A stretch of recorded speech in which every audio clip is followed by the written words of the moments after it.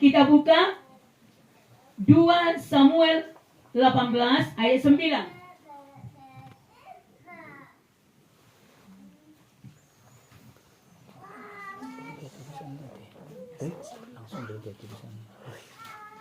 Ayo kita baca mulai ayat 4 sampai 9 ya.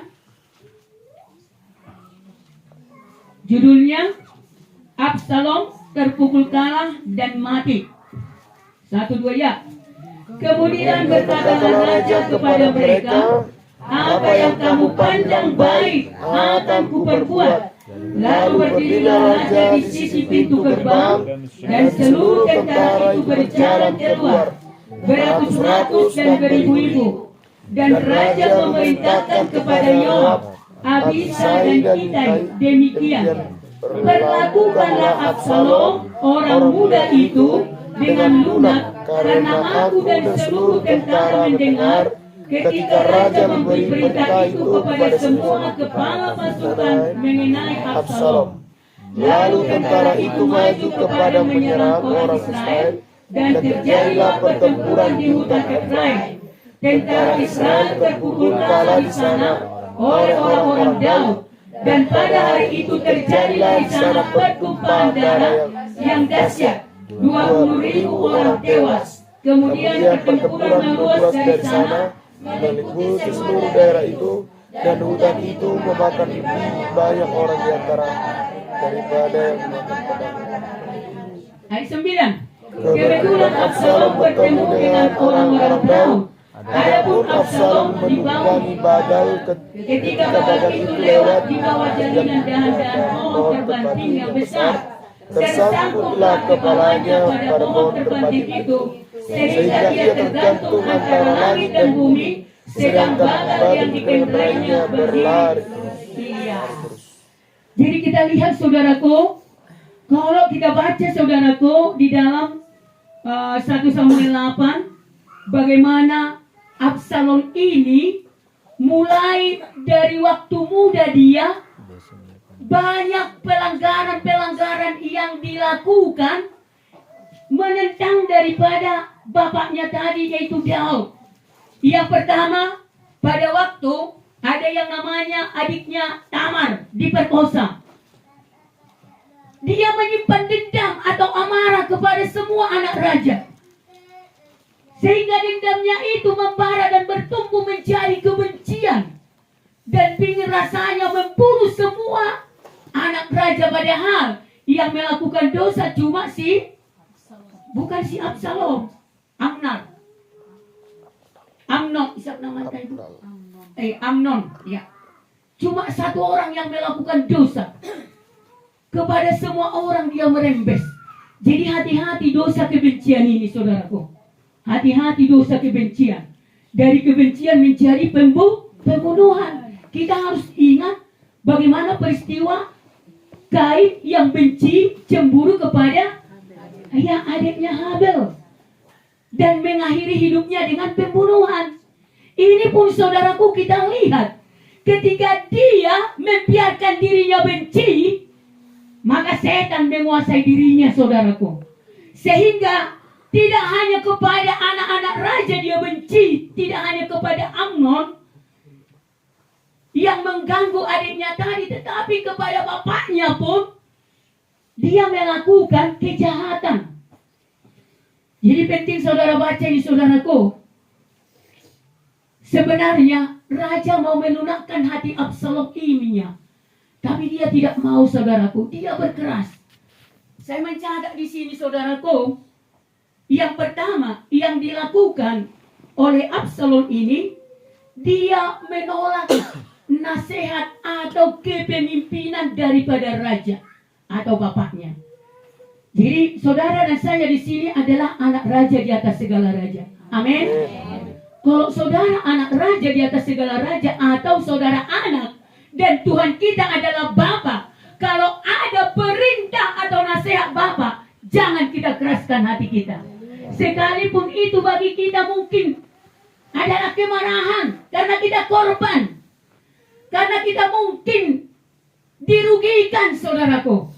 Tetapi kalau ada nasihat raja atau nasihat Bapa, dan dia sebagai anak untuk meredam kemarahan, untuk melepaskan kebencian. Kita jangan, saudaraku, mengeraskan hati. Di sini, saudaraku, dia menolak otoritas bapaknya tadi. Dia menganggap dia tidak penting nasihat. Dia lebih membuka hati kepada pekerjaan setan.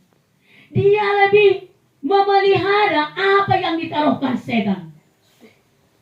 Memang benar-benarnya pada awalnya Absalom ini merasa dirugikan, merasa disepelekan. Jadi hati-hati orang yang dilukai. Jangan simpan kebencian.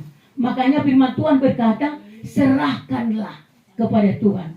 Percayalah kepada Tuhan supaya Tuhan bertindak. Katakan amin. Jangan simpan masalahmu.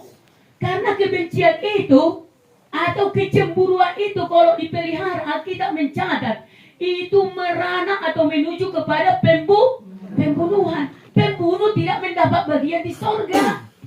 Tadi sudah kita baca, Absalom yang menolak nasihat daripada Tuhan tadi, matinya, saudaraku, tidak bagus. Matinya antara langit dan bumi. Karena dikatakan ada bagalnya yang membawa dia dari pertempuran. Dia mau berani melawan bapaknya. Padahal Alkitab mencatat, hai anak-anak, taatilah orang tuamu di dalam Tuhan. Di sini dia sebenarnya anaknya, totalnya dia anak. Tapi dia melawan. Dia melupakan firman Tuhan. Dia tidak taat, dia menghormati orang tuanya. Sehingga terjadilah perpecahan atau perang antara ayah dan anak. Antara raja dan hamba. Antara Tuhan dengan jemaatnya atau pengikutnya. Karena ini adalah perumpamaan.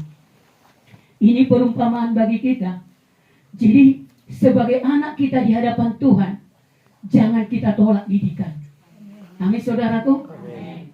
Begitu ngerinya, saudaraku, ketika pertempuran sengit, maka dikatakan di sini, saudara harus rajin membaca Alkitab, saudaraku. Dikatakan di sini, maka pasukan daripada bangsa Israel dibagi dua antara Absalom dengan bapaknya. Sebenarnya bapak tadi, yaitu Raja Daud, tidak maunya anaknya itu korban. Walaupun dia tahu sudah banyak pelanggaran yang dilakukan Absalom, tetapi dia masih mengasihi anaknya. Sama seperti saudara mungkin yang punya anak. Sekalipun dia sudah beberapa kali melakukan pelanggaran, saudara masih mengacu. Supaya bagaimana? Bukan menyokong dia untuk bandel, tapi menunggu kesempatan supaya dia sadar atau insaf bertobat. Tetapi saudaraku, kita lihat di sini, dia mengeraskan hati. Mari kita baca dulu kembali. Dikatakan Raja Daud itu, perlakukanlah dia dengan baik. Kita baca ayat 5, 1, 2 ya. Dan Raja memerintahkan kepada Yoab, Abisai dan kita, demikian, perlakukanlah Absalom, orang muda itu dengan lunak karena aku. Dan seluruh tentara mendengar ketika Raja memberi perintah itu kepada semua kepala mengenai Absalom. Jadi Bapak Ibu Saudaraku, begitu lembutnya rupanya hati Bapak terhadap anak, apalagi hati Tuhan kepada kita. Begitu lembutnya, walaupun sudah beberapa kali kita jahat, Tuhan masih menanti pertobatan kita, saudaraku.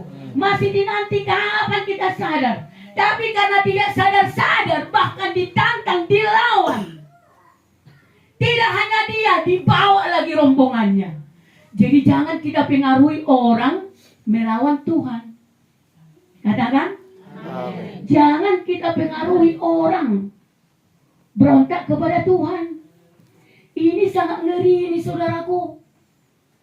Tuhan di sini, makanya ada kita berkata, Tuhan tidak lalai menepati janjinya. Tapi Tuhan mau supaya satu orang pun jangan ada yang mati dan binasa. Dinanti waktu pertobatan itu, tidak ada, saudaraku, kesadaran. Tohnya dia berontak makin merajalela, melawan lagi komplotannya saudaraku.